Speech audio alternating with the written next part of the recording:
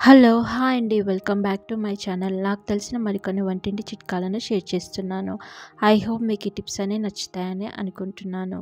First tip వచ్చేసి మనం soap use చేసిన తర్వాత సోప్‌ని డైరెక్ట్‌గా ఇలా సోప్ కేస్‌లో పెడుతూ ఉంటాం. అలా పెట్టినప్పుడు కొద్దిగా సోప్ ఇలా సోప్ కేస్‌కి అంటుకొని సోప్ వేస్ట్ అవుతూ ఉంటుంది.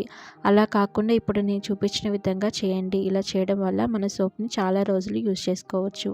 మన మనీని సేవ్ చేసుకోవచ్చు. మనందరి ఇంట్లో ఏవైనా రబ్బర్ బ్యాండ్స్ ఉంటాయి కదండీ! ఏవైనా 2 రబ్బర్ బ్యాండ్స్‌ని తీసుకోండి. ఇలా తీసుకున్న తర్వాత ఇలా నేను చూపించిన విధంగా చి 2 వైపులా పెట్టుకోండి. ఇలా పెట్టుకున్న తర్వాత ఇప్పుడు సోప్‌ని ఎలా పెట్టుకోవాలో చూపిస్తాను చూడండి. మనం సోప్‌ని వాడిన తర్వాత ఇలా రబ్బర్ బ్యాండ్స్ పైన సోప్‌ని పెట్టుకోండి. ఇలా పెట్టుకోవడం వల్ల సోప్‌కి ఉన్న వాటర్ అంతా కింద కారిపోతుంది. సోప్ కేస్‌కి ఎలాంటి సోపు అంటుకోకుండా సోప్ వేస్ట్ అవ్వకుండా ఉంటుంది.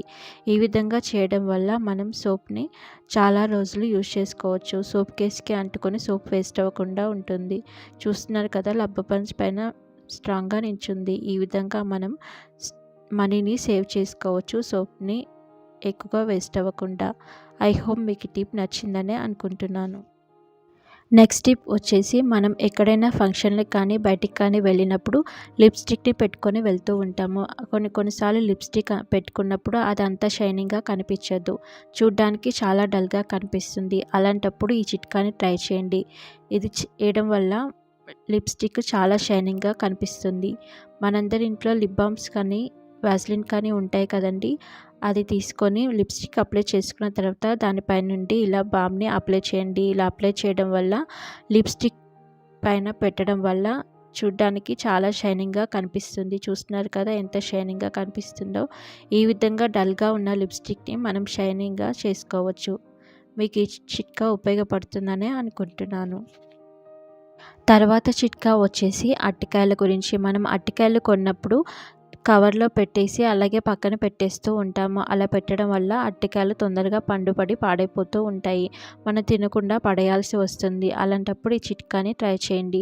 అరటికాయలు తెచ్చుకున్న తర్వాత వాటి కాడలతో ఇలా సపరేట్ చేసుకోండి. ఇలా సపరేట్ చేసుకొని మనం అరటికాయలను స్టోర్ చేసుకుంటే అరటికాయలు వారం రోజులైనా నిల్వ ఉంటాయి.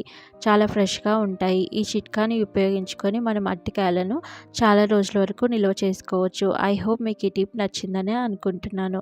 మీకు ఈ టిప్ నచ్చితే ప్లీజ్ ఒక లైక్ చేయండి. నా ఛానల్‌ని సబ్స్క్రైబ్ చేసుకోండి. పక్కనే ఉన్న బెల్ ఐకాన్ని ప్రెస్ చేయండి.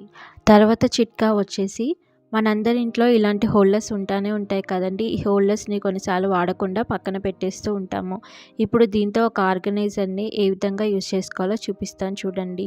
ఫస్ట్ దీనికి ఒక రబ్బర్ బ్యాండ్‌ని ఇలా నేను చూపించిన విధంగా వేసుకోండి. ఇలా వేసుకున్న తర్వాత మన బ్యాంగిల్స్ ఉంటాయి కదండీ! ఆ బ్యాంగిల్స్ వేసుకొని ఒక హోల్డర్‌గా తయారు చేసుకోవచ్చు.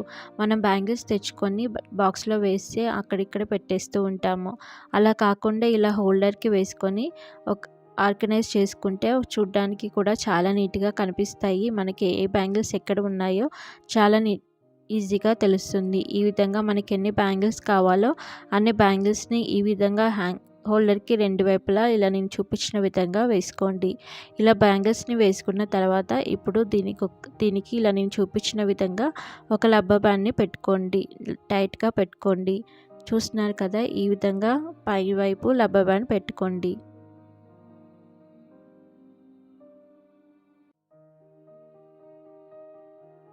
ఇలా కింది వైపు గట్టిగా రబ్బర్ బ్యాండ్ పెట్టుకోవాలి. ఇలా పెట్టుకున్న తర్వాత పైనున్న రబ్బర్ బ్యాండ్‌తో మనం ఎక్కడైనా మేక్‌కి కానీ, బీరువాలో కానీ హ్యాంగ్ చేసుకోవచ్చు. ఈ విధంగా బ్యాంగిల్స్ అన్నిటిని చిందరవందర లేకుండా ఒకే దగ్గర చాలా నీట్‌గా ఆర్గనైజ్ చేసుకోవచ్చు. ఈ విధంగా మనం వేస్ట్‌గా ఉన్న వాటితో ఆర్గనైజ్ చేసుకోవచ్చు. ఐ హోప్ మీకు ఈ చిట్కా చాలా ఉపయోగపడుతుందని అనుకుంటున్నాను. మీకు ఈ టిప్ నచ్చితే ప్లీజ్ ఒక లైక్ చేయండి. నా ఛానల్‌ని సబ్స్క్రైబ్ చేసుకోండి.